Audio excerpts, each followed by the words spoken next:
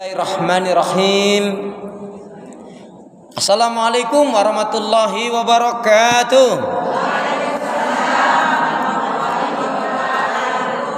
Kalau melihat langsung dan dengar langsung dari semangat menjawab salamnya, insya Allah ini semua hamba-hamba Allah akan menjadi calon penghuni surga. Amin ya. Innal hamdalillah nahmaduhu wa nasta'inuhu wa nastaghfiruh wa na'udzu billahi min shururi anfusina wa min sayyiati a'malina. May yahdihillahu fala mudilla lahu wa may yudlilhu fala hadiyalah. Walhamdulillahilladzi khalaqal mauta wal hayata liyabluwakum ayyukum ahsanu amala. Yaqulullahu tabaraka wa ta'ala fil Qur'anil Karim, a'udzu billahi minasyaitonir rajim. Ya ayyuhalladzina amanu taqullaha haqqa tuqatih wa la tamutunna illa wa antum muslimun. Ya ayyuhalladzina amanu taqullaha wa qulu qawlan sadida yuslih lakum a'malakum wa yaghfir lakum dzunubakum wa may yuti'i rasulahu faqad faza fawzan 'azima. Wa qala Rasulullah sallallahu alaihi wasallam ihris ala ma yanfa'uka, rawahu Muslim. Syukur alhamdulillah ibu saudaraku seiman hamba Allah yang cinta pada kebaikan dan kebenaran, yang selalu mengharapkan keridhaan Allah Subhanahu wa taala. Ibu-ibu jamaah Masjid Al-Huda yang dirahmati oleh Allah, syukur alhamdulillah hingga hari ini Allah Subhanahu wa taala masih memberi kita kekuatan, kesehatan, kesempatan, ilmu, umur, waktu, rizki, nikmat yang besar dan nikmat yang terbesar terutama ditakdirkannya kita oleh Allah dalam Islam dan iman. Dan ini adalah tiket awal untuk menuju surganya Allah, sebagaimana yang Allah firmankan di dalam surat Thaha, surat yang ke-20 ayat yang ke-47. A'udzu billahi minasyaitonir rajim. Wassalamu ala man ittaba'al huda. Keselamatan itu Allah akan curahkan, limpahkan, berikan bagi orang-orang yang mengikuti petunjuk hidayah Allah Subhanahu wa taala. Karena itu Ibu, yang pertama, pastikan semua kegiatan aktivitas kita, pastikan semua kegiatan aktivitas kita betul-betul kita niatkan untuk ibadah kepada Allah. Karena hidup dan kehidupan ini tidak ada arti dan nilainya kecuali betul-betul kita gunakan untuk ibadah kepada Allah Subhanahu wa taala. Yang tadinya lelah menjadi lilah, yang tadinya sia-sia menjadi pahala, yang tadinya duniawiyah menjadi akhirat kalau diniatkan semuanya untuk ibadah. Bahkan tercucuk durinya seorang muslim, ya, kakinya terkena cucuk duri, maka itu menjadi kafarat, menjadi penghapus dosa dia. Asalkan ketika dia keplesetkah, jatuhkah, tertusuk duri, dia ingat Allah dengan mengucapkan inna lillahi wa inna ilaihi rajiun atau inna lillah. Kemudian yang kedua, jangan pernah lupa dan melupakan diri. Jangan pernah lupa dan melupakan diri apa? Untuk minta kekuatan, rahmat, pertolongan dari Allah Subhanahu wa taala. Karena pada hakikatnya Bu, kita ini tanpa kekuatan, rahmat, pertolongan dari Allah enggak bisa berbuat apa-apa. Yakin. Makanya itulah kenapa kita dianjurkan sering-sering melafaz Masya Allah la khaula wa la quwata illa billah. Alhamdulillahirabbil alamin. Dengan menyebut asma Allah yang Maha Pengasih lagi Maha Penyayang, yang tiada ilah yang beribadah dengan benar kecuali hanya Allah Subhanahu wa taala. Hanya kepada Allah lah kita beribadah dan hanya kepada Allah pula lah kita mohon pertolongan. Karena itu doa pinta kita semoga hati, iman, ibadah, akhlak dan ilmu yang Allah berikan kepada kita hendaknya menjadikan kita bisa lebih baik daripada hari-hari sebelumnya, bisa memberikan kebaikan manfaat untuk diri dan keluarga, dan insya Allah dengan istiqomah kita akan mati dalam keadaan husnul khatimah. Amin ya rabbal alamin. Kenapa?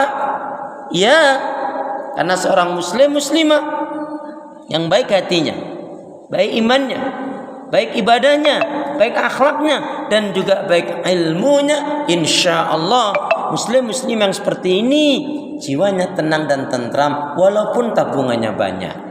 Amin ya rabbal alamin. Jadi kalau mau tabungannya banyak, ya baikin hati, baikin iman, baikin ibadah, baikin akhlak, dan juga baikin ilmu. Alhamdulillahirabbil alamin. Allahumma shalli ala Muhammad, Allahumma shalli ala Muhammad, Allahumma shalli ala Muhammad. Ibu-ibu sehat semua? Alhamdulillah. Ibadahnya lancar. Tambah sabar. Makin bersyukur. Yakin sudah nggak marah-marah lagi? Insya Allah hatinya makin lembut, rumah tangganya makin harmonis. Pun putra putrinya, anak cucunya makin baik, solih solihah. Amin ya rabbal alamin. Hutangnya sudah lunas belum?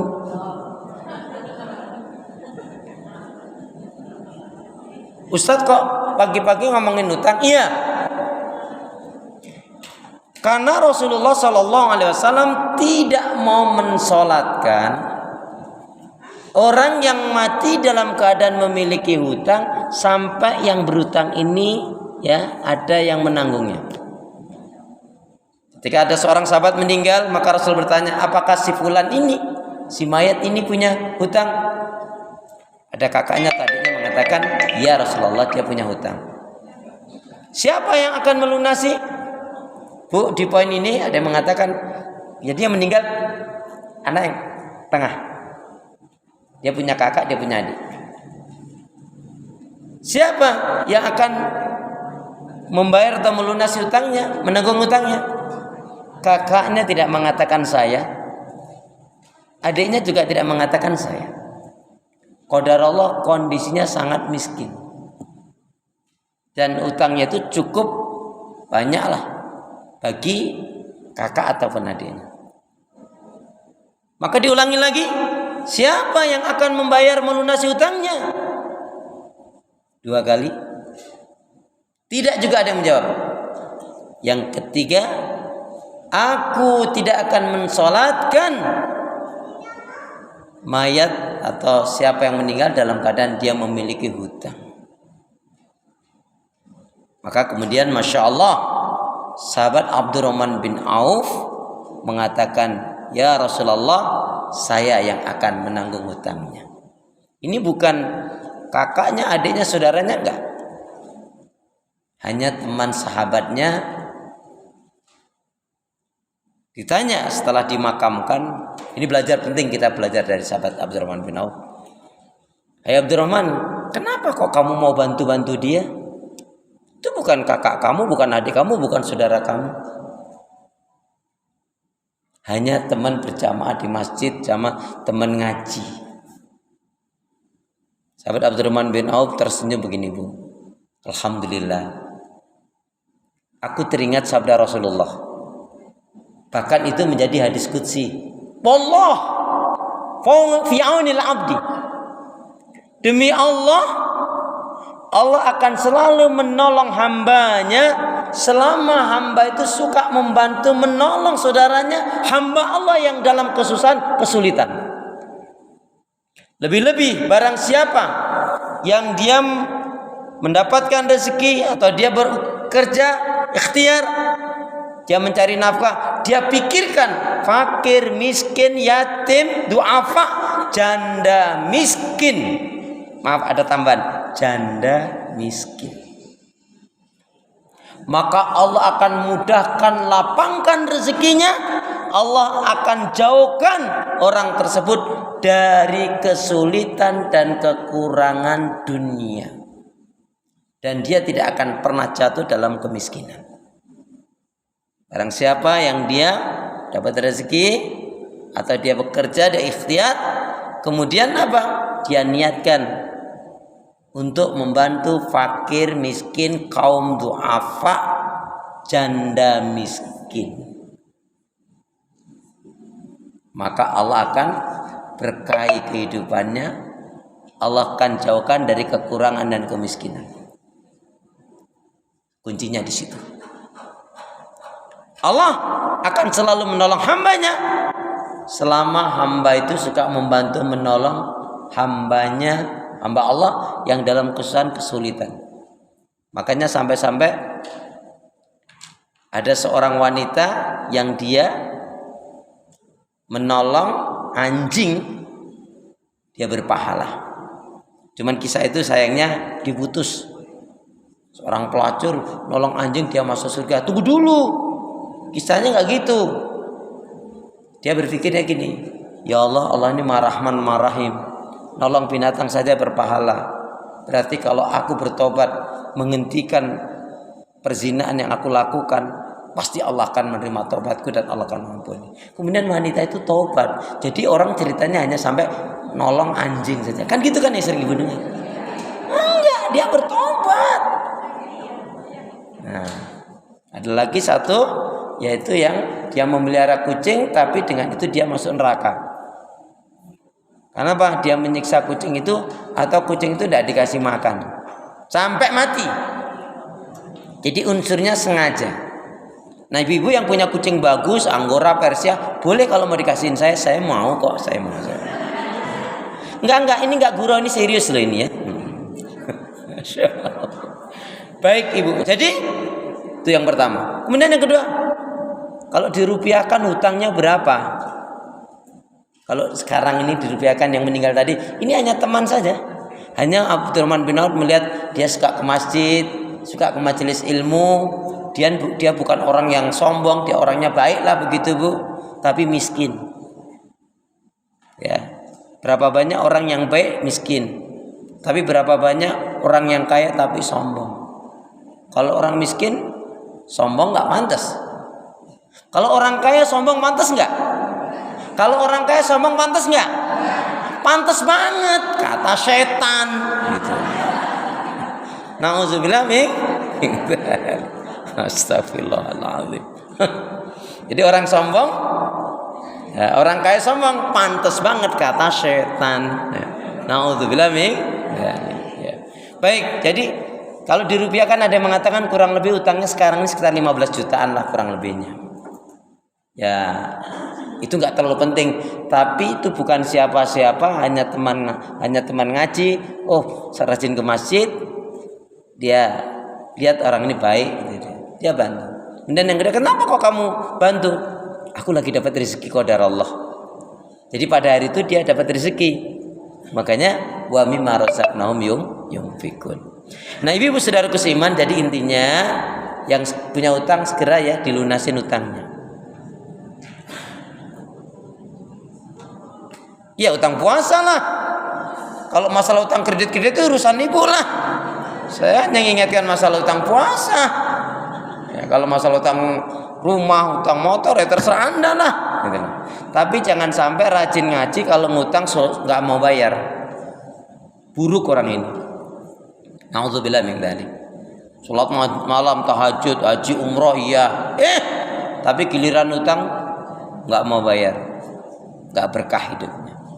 Alhamdulillahirabbil alamin. Allahumma shalli ala Muhammad, Allahumma shalli ala. Baik ibu, hari ini kita akan kaji yaitu dengan satu tema, yaitu amalan-amalan yang mendatangkan cahaya di alam kubur.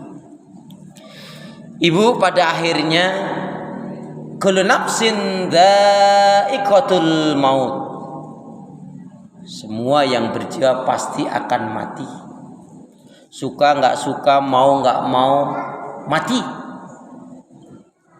Orang kaya mati, orang miskin mati, raja-raja mati, pemimpin-pemimpin pejabat mati, rakyat pun mati, murid pun mati.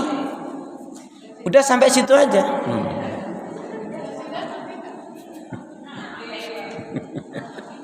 Murid-murid juga mati. Sudah sampai situ aja.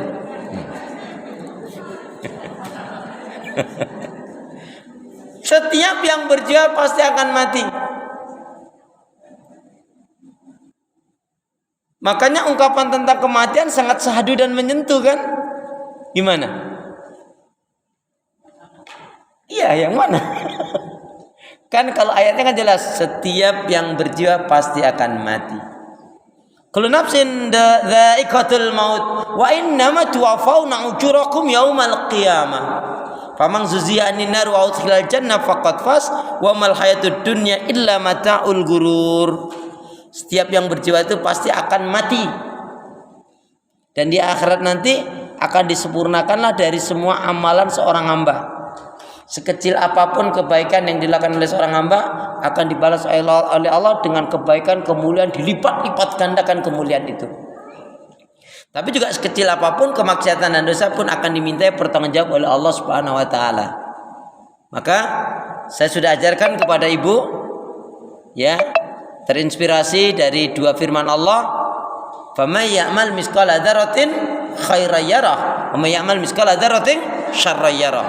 Dan tsumma latus'alunna yauma idzin 'anil na'im. Doanya gimana? Doanya gimana? Sampai lupa berarti ibu nggak ngamalin. Ibu kalau namanya doa atau ilmu itu ibu amalkan tidak akan pernah lupa.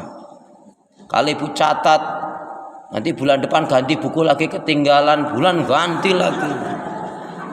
Ya bagus sih, tapi kapan ngamalinnya? Kita ini udah umur bu, barang siapa yang diberi oleh Allah umur sampai 40 tahun atau 50 tahun, apalagi lebih. Barang siapa yang diberi oleh Allah umur sampai 40 tahun atau 50 tahun, apalagi lebih, maka tidak ada alasan bagi dirinya. Maksudnya apa? Maksudnya seseorang yang diberi oleh Allah umur sampai 40 tahun, 50 tahun apalagi lebih, maka dia harus fokus dalam dua hal saja. Apa itu? Ibadah dan akhirat saja. Enggak boleh cari duit, cari duit yang banyak. Tapi niatnya untuk bisa infak sedekah yang banyak. Disinilah letaknya. Bagaimana kita selalu berada di dalam kebaikan dan kebenaran. Ya, baik ibu, doanya gimana? Ya ikutin saya. Bismillahirrahmanirrahim. Ya Allah ya Arhamar Rahimin, janganlah kau matikan aku kecuali setelah amal ibadahku lebih banyak dari dosa-dosaku. Ya Allah ya Arhamar Rahimin, janganlah kau matikan aku kecuali setelah amal ibadahku lebih banyak dari dosa-dosaku. Aminnya mana? Ibu, kalau kita mati di saat amal ibadah kita lebih banyak, mesti kita bahagia. Karena pada akhirnya semuanya diminta pertanggungjawaban oleh Allah kok. Makanya orang yang beriman itu Masya Allah, dia harus ngerti betul ini. Jangan sampai kaitannya seperti yang dikatakan oleh sahabat Utsman radhiyallahu anhu. Ibu-ibu yakin akan mati? Ibu-ibu yakin akan mati? Tahu datangnya kematian? Tidak tahu. Sudah siap apa belum? Jawabnya Pak In? Sudah siap apa belum? Sudah siap apa belum? Insya Allah. Kalau saya pribadi belum betul-betul belum siap. Tapi kalau saya secara pribadi betul-betul belum siap. Jadi silakan ibu yang sudah siap, silakan duluan.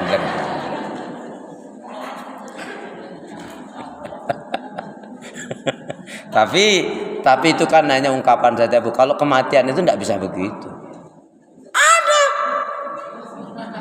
yang sakit bertahun-tahun tidak mati-mati, yang besok malah mati udah banyak, ya kan? Sakit di rumah sakit bertahun-tahun nggak mati-mati dia, yang besok malah mati. Ada. Ya, ada yang istrinya sakit berat. Yang sakit berat istrinya. Yang meninggal malah ya memang istrinya.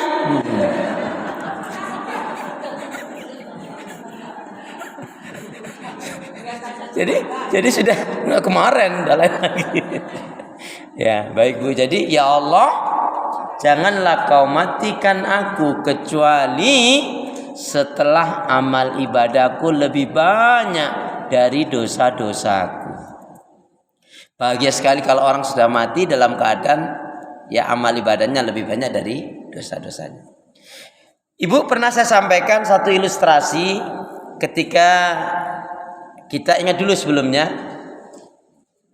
Apa itu yang perlu kita ingat, Bu? Yang kita ingat adalah sabda Rasulullah sallallahu alaihi wasallam, "Ihtanim khamsan qabla khamsin."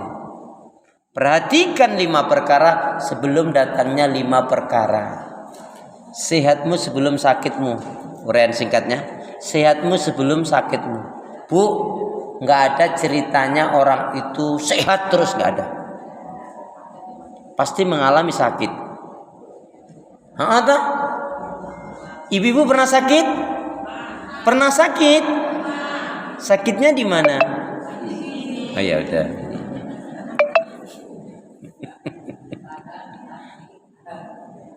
Sehatmu sebelum sakitmu. Ibu ngerti? Mahalnya sehat itu kapan? Mahalnya sehat itu kapan? Ketika, saya ulangi, mahalnya sehat itu kapan? Tidak. Siapa bilang? Jadi mahalnya sehat itu ketika enggak. Itu sudah bertahun-tahun ibu dengar kayak gitu, dan bertahun-tahun lamanya.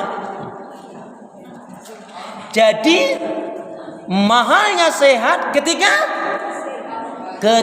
digunakan untuk ibadah. Kalau dia sehat maksiat dosa, hina dalam pandangan Allah, kafir enggak? Jadi mahalnya sehat itu ketika kita gunakan untuk ibadah. Kalau dia waktu sehat tidak ibadah, qadar Allah, begitu Allah berikan sakit, dia sadar diberi daya dan itu dia menjadi ibadah, itu lebih baik dan itu lebih mahal. Ya, makanya ibu kalau mau makan enak ketika sehat, biar kuat, biar badannya sehat, bisa untuk tahajud, bisa untuk qiyamul lail, bisa untuk melakukan ibadah-ibadah yang lainnya. Dan bagus sekali ketika ibu ya dapat rezeki mau makan enak, undanglah teman-teman. Ya. Jadi mahalnya sehat ketika kesehatan itu kita gunakan untuk ibadah. Sehatmu sebelum sakitmu. Mahalnya sakit? Mahalnya sakit? Mahalnya sakit kapan?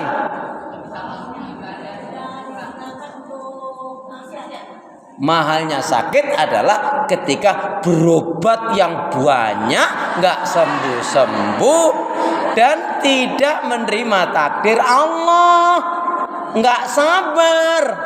Ada banyak jawabannya.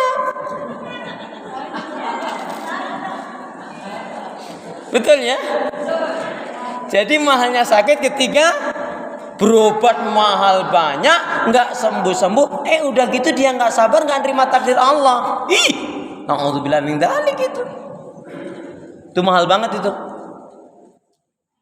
Tapi kalau dia sakit berobat walaupun berapapun itu menjadi pahala bagi dirinya kok. Ya, baik. Sehatmu sebelum sakitmu, sempatmu sebelum sempitmu. Ibu masih ingat 1 hari 1 malam Allah kasih waktu kita berapa menit? 1 hari 1 malam Allah kasih waktu kita berapa menit?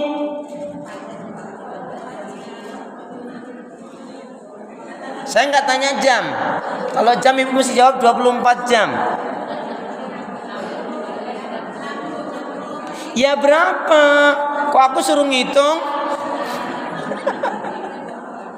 1 hari 1 malam Allah kasih kita waktu berapa menit, ibu-ibu Al-Huda?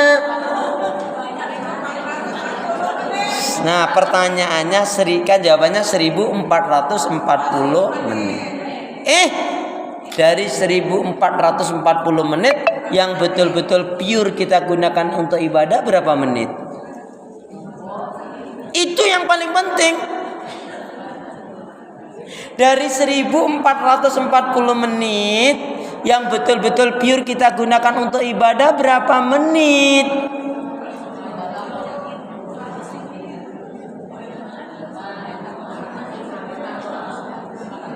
Iya, ada berapa menit? 500 menit? Ya berapa menit? Ngaji a'udzubillahi minasyaitonirrajim. Alhamdulillahilladzi bi ni'mati. Itu kan doa itu.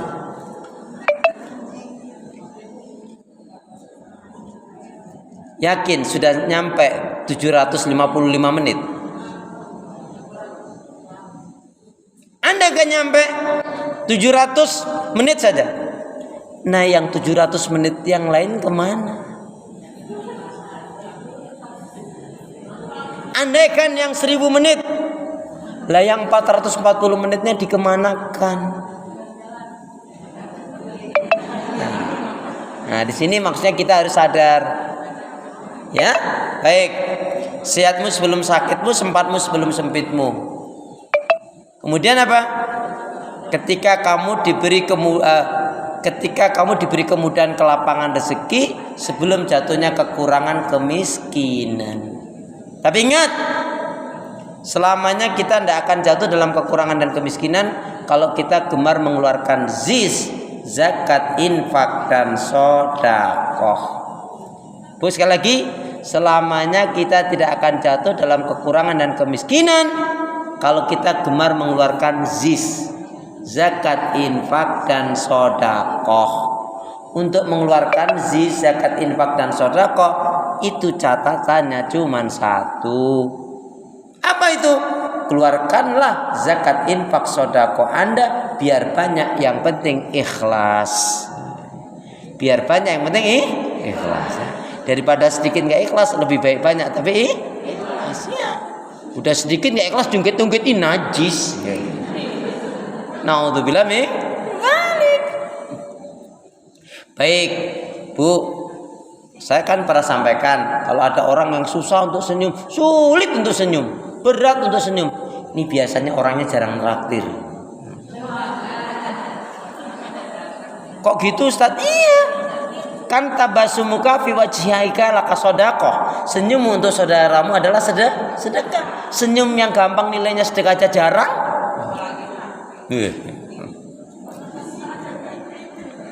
Kemudian mudamu sebelum tuamu. Bu, pada akhirnya kita semua pasti akan mengalami tua, Bu. Enggak ada ceritanya orang tuh muda terus. Bahkan tanda-tanda tua itu sudah mulai nampak. Di antara tanda-tanda tua itu ubannya sudah mulai subur. Pandangannya sudah mulai kabur. Kulitnya sudah mulai lentur.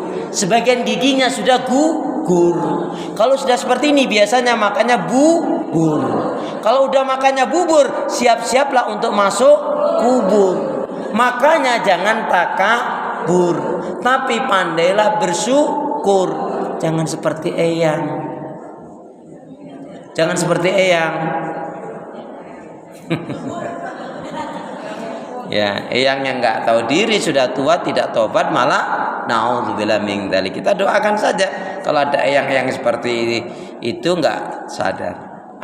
Inilah yang menjadi kajian kita, hidupmu sebelum mati. Mati itu tidak harus mengalami tua dulu, Bu. Mati itu tidak harus sakit dulu. Apa kata Rasulullah? Ketika ditanya, ya Rasulullah, siapakah umatmu yang cerdas? Singkatnya, yang banyak mengingat kematian. Yang banyak mengingat kematian. Yang pertama, banyak mengingat Allah, zikrullah. Yang kedua, banyak mengingat kematian, yakin akan mati, kemudian bersungguh-sungguh menyiapkan amalan kebaikan untuk menghadapi kematian itu dengan amalan yang terbaik. Waalaikumsalam warahmatullahi wabarakatuh. Akhirnya datang juga. Iya. Jadi ibu masih ingat kan pernah satu ilustrasi saja. Seorang laki-laki, seorang suami, seorang ayah, ketika dia mau meninggal dia panggil. Yang dipanggil pertama adalah yang bernama Anis. Ini bukan kampanye ini, tapi pilihlah Anis yang cerdas dan berwibawa. Insya Allah Indonesia akan baik. Amin. Doakan orang-orang yang baik dan berkumpullah, dukunglah orang-orang yang baik untuk menegakkan kebenaran. Amin. Dipanggillah Anis. Hai Anis. Ya ayah, ada apa? Ayah kayaknya nggak lama lagi ayah akan mati. Terus kenapa ayah? Ayah minta nanti kalau ayah meninggal kamu menemani ayah ya. Oh, ya enggak bisa. Ayah mati aja, meninggal aja. Gak usah bawa aku, gak usah ajak aku deh. Kok kamu gitu Tona? Ya, pergi kamu. Pergilah si Anis. Yang kedua dipanggillah Harben. Harben, kemari kamu Harben. Ada apa ya? Ayah nggak lama lagi akan mati nak. Terus nanti kalau ayah mati tolong ya barengin ayah, iringi ayah. Ayah mati saja. Aku lebih baik ikut yang lainnya. Gak usah bawa aku, gak usah ajak aku ayah. Astagfirullah. Pergi kau nak. Kemudian yang ketiga dipanggillah yaitu Amsal. Amsal, Jabi, Injabi, Naam Abi. Ayo khidmatin ya Abi. Ada apa Abi? Abimu gak lama lagi akan meninggal. Rasa-rasanya sudah dekat dengan kematian. Nanti kalau Abi meninggal tolong ya nak ya, kamu temani Nabi. Siap. Maksudnya di alam kubur loh, kamu harus juga dikubur. Siap. Kapan saja ayah meninggal, di mana saja aku akan menyertai ayah. Alhamdulillahirabbil alamin. Begitulah Bu sepenggal ungkapan. Ibu udah maksud ya dengan saya ceritakan ini? Sudah paham belum? Kalau belum saya terangin. Oh belum. Jadi kan tadi bapaknya akan meninggal, dipanggillah si Anis untuk menemani ketika nanti mati. Dia menolak.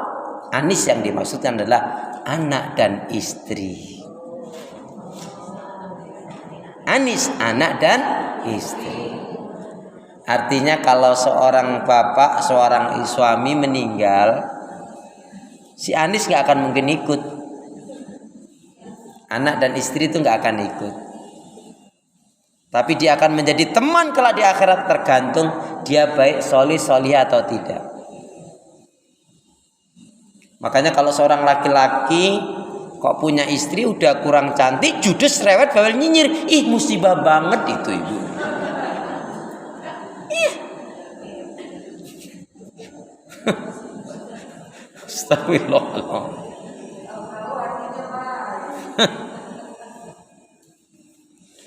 Jadi anak dan istri nggak dibawa Bu.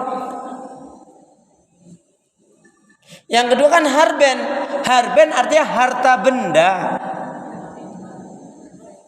Ibu ketika kita mati saja kain kafannya ini nggak ada kantongnya.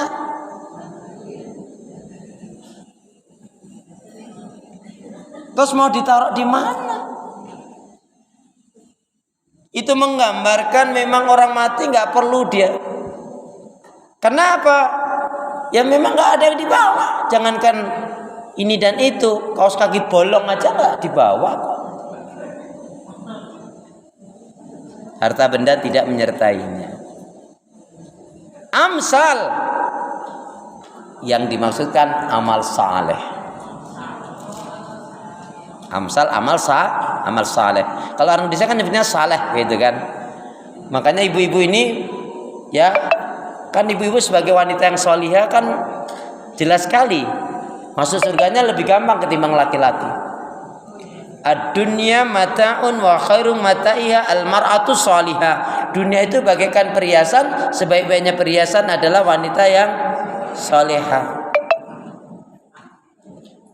Ya. Istri, masih ingat istri? Apa itu istri? Apa itu istri? Istri pendamping suami. Suami akur molak-malik tok itu namanya. Istri itu makna kepanjangan dari istri, makna kepanjangan dari ingin selamat terus rajin ibadah. Istri makna kepanjangan dari ingin selamat terus rajin ibadah. Istri. Suami Ustadz. Kalau suami apa? Kalau suami selalu usaha agar membahagiakan pinter. Masya Allah. Itu kalau suami istri memahami makna ini, indah rumah tangganya.